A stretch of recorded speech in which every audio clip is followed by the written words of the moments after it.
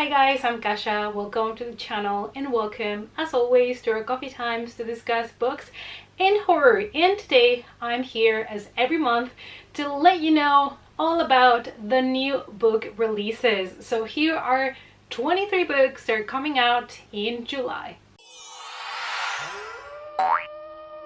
It's coffee time! As always, we're going to take a look together at some thrillers and some horror books that are about to be released, so we can all get hyped up, so we can all spend all of our money and we can take a look together at what is to come. There is a lot to unpack this month, so let's get started. First, we have a compilation of short horror stories, and it is called Love the Sinner by Mo Moshati. And this one has stories that are really macabre.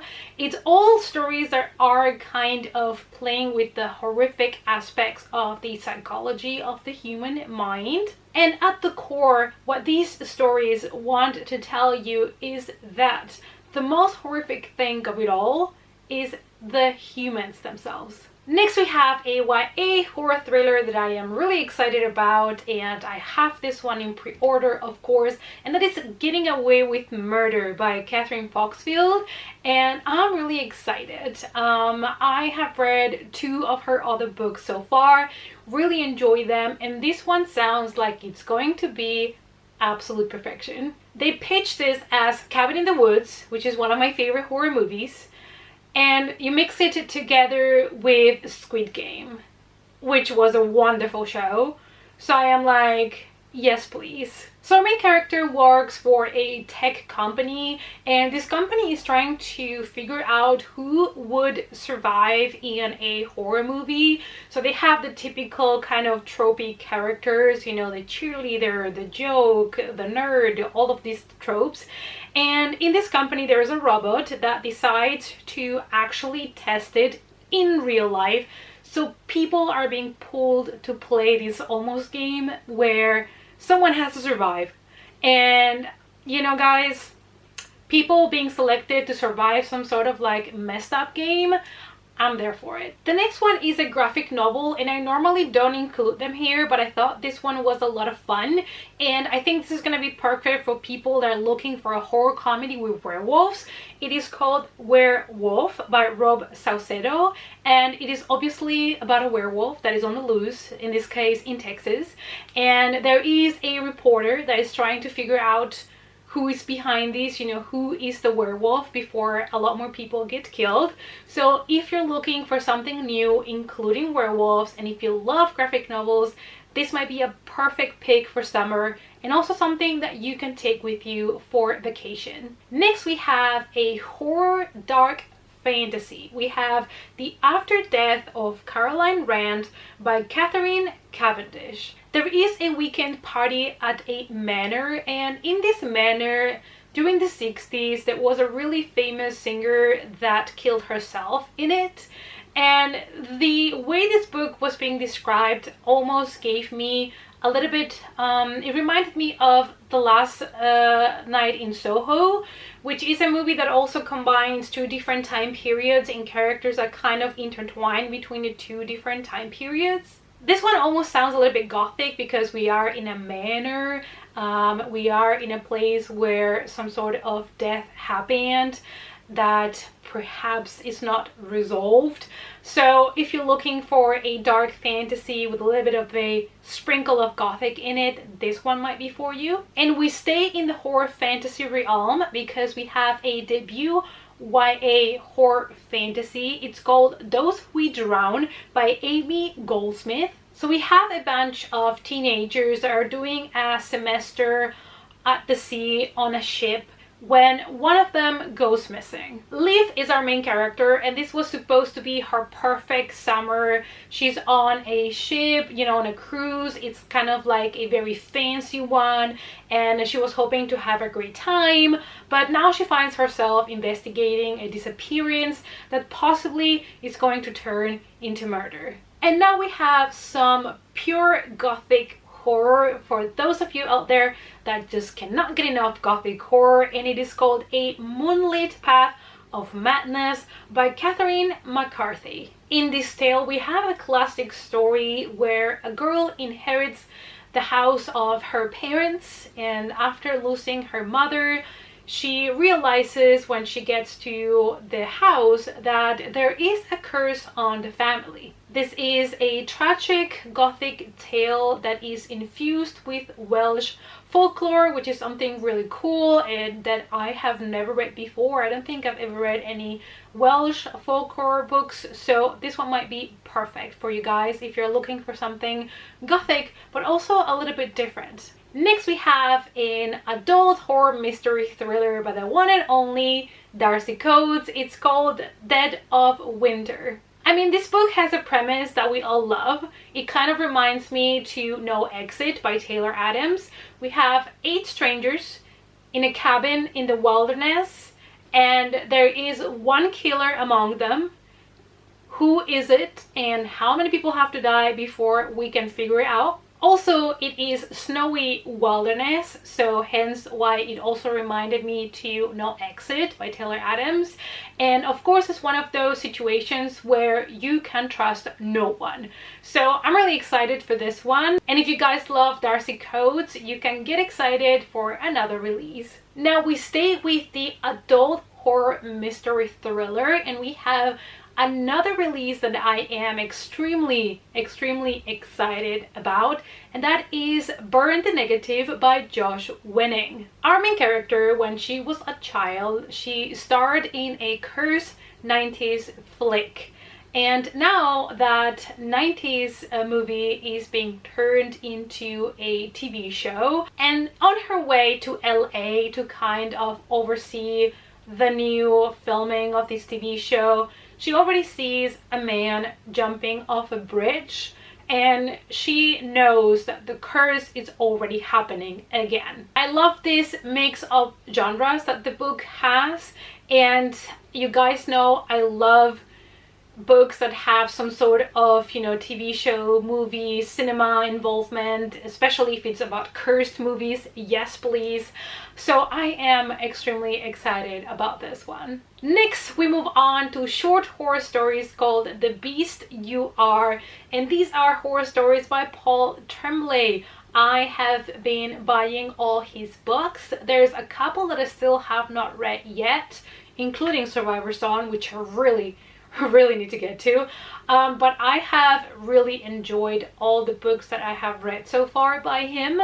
So I am excited about this release because I've never read, you know, short stories by him, and I wonder if I'm gonna love them as much as I enjoy his full-length novels. This collection includes a total of 15 short horror stories, and I'm pretty sure there's going to be a really wide variety of subgenres of horror, since he has already demonstrated in his books that he can do a lot of different things. Next, we have more adult horror mystery. We have The Militia House by John Millas. This is going to be perfect for people that enjoy the theme of war and conflict in Afghanistan and stuff like that, but then having a horror twist to it.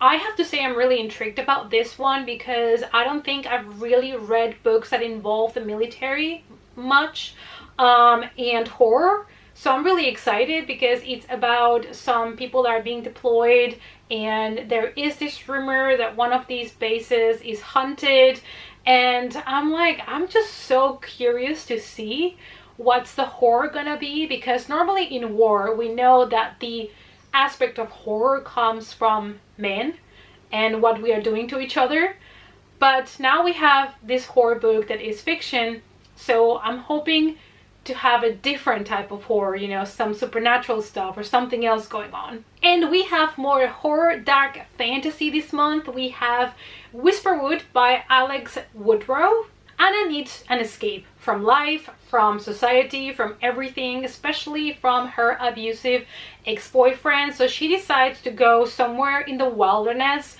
where no map can take you, somewhere really far, just to kind of have some peace and just be with herself. But she ends up finding some sort of settlement.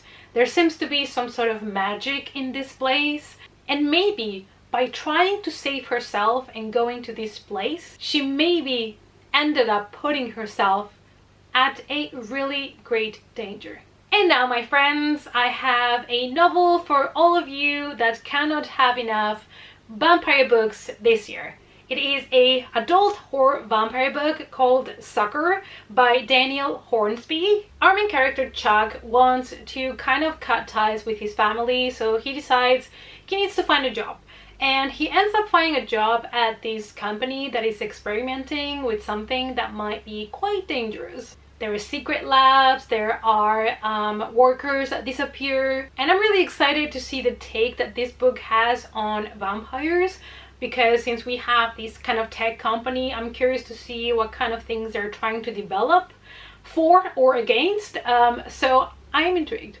Next we have a compilation, but this time it's not short horror stories, it is short thrillers, which is something super interesting because obviously, as you guys know, most thrillers include like a big twist, and I'm really curious to see how they do this in short stories. I don't think I've ever had or read a book that was short thriller stories, like mysteries, so I'm really pumped for this.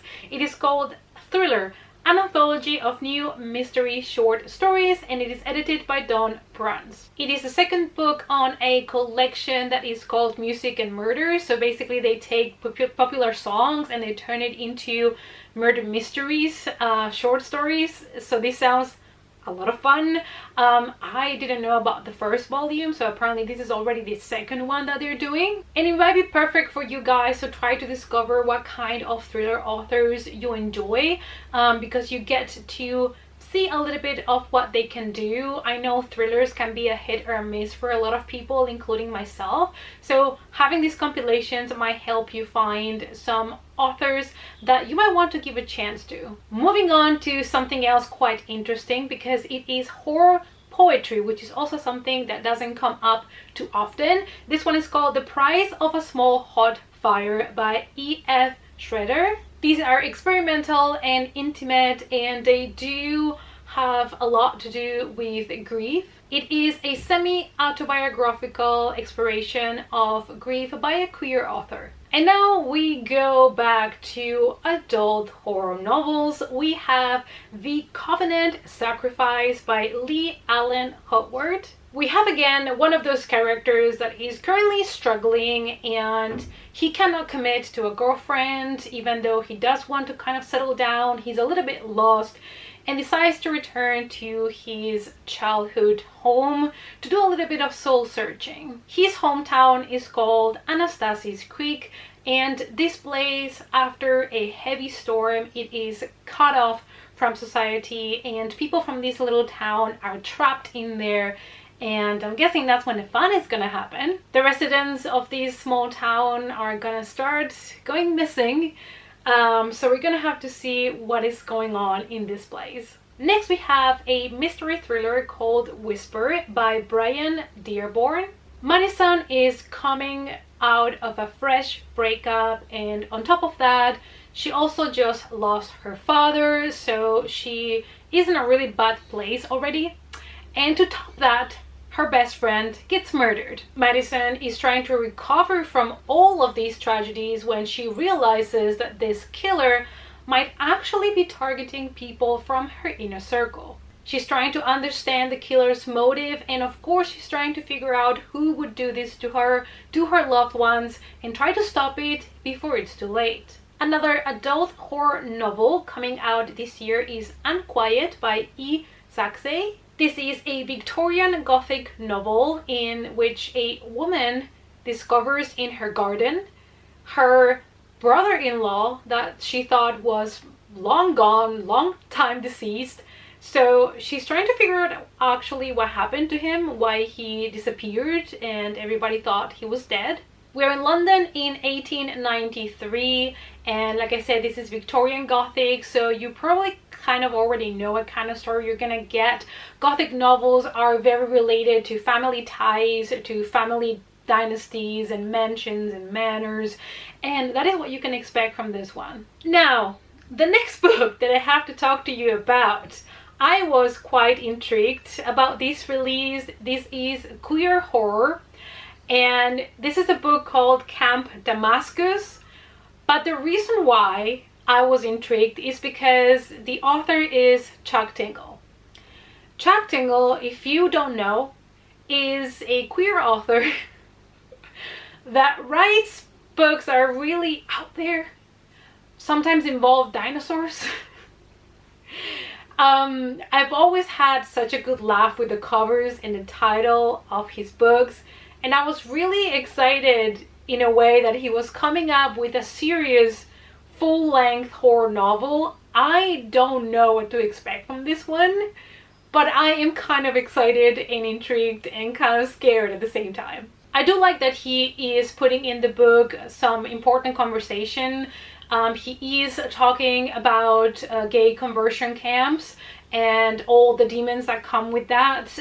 So I am really excited to be picking this up. Next adult horror novel is Silver Nitrate by Silvia Moreno Garcia, and unfortunately so far I have only read Mexican Gothic by her, but I really enjoyed it, and this book sounds exactly like something I would love, so I am excited about this release. It is about a long lost movie that is supposed to be cursed, and I am sold. I don't need to know anything more about this book. I want it. It kind of merges Mexican magic with Nazi occultism. And we have, like I said, this kind of cursed movie. Like, yeah, I don't think I need to give you guys more details. I think most people are already pre-ordering this as I speak. Next we have How to Be Famous by Benjamin Dean. And this is one of the books that I'm really excited to read before Yalk. So we have here a guy that is kind of a journalist in disguise. He is infiltrating in the Hollywood industry to try to figure out what things happen internally. Of course, in Hollywood we have drama, we have scandals, but we also have murder, and Benjamin Dean tends to write his books more of on a light note with a little bit of humor, so I'm excited for this one. Next we have a horror non-fiction book that I am also really pumped about, and this is called The Exorcist Legacy: 50 Years of Fear by Nat Sigaloff. And you guys know The Exorcist is one of my favorite classics. I also really enjoyed the book, so I'm excited about this non-fiction book. The Exorcist came out in 1973, so it has been 50 years, so the book is going to explore a little bit, you know, everything that happened with creating the movie, which is very controversial, things that happened, how it influenced other films, stuff like that, what you can expect.